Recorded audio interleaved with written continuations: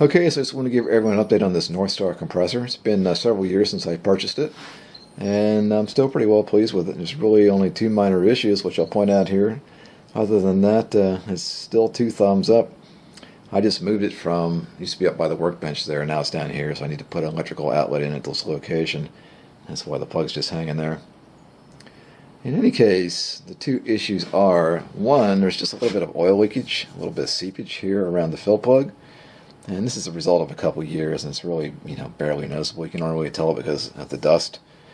There's a big fat O-ring here, but for some reason it's still getting out. The second issue was, just a few weeks ago with this regulator, I had a problem.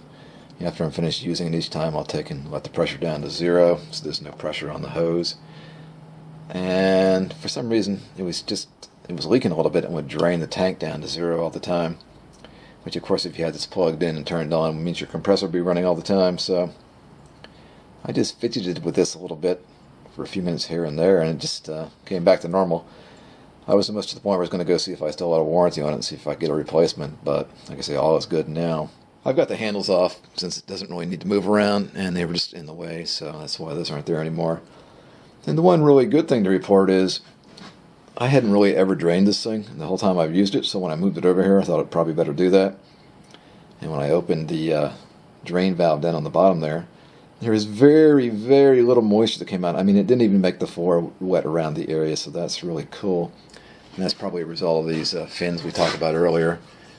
As the compressor runs, it's going to heat up the air.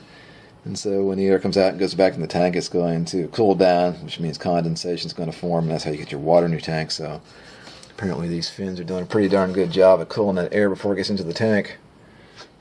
And all the time I've used it, of course I've used it 12 months a year, so it gets pretty cold here in Maryland, down in the low teens sometimes.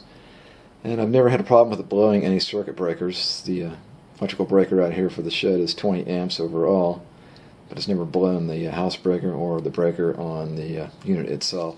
And I should note that these, of course, are the flat-free tires, which is really awesome, so no worries there. Obviously, if they were pneumatic, at least in my case, they'd probably been flat by now.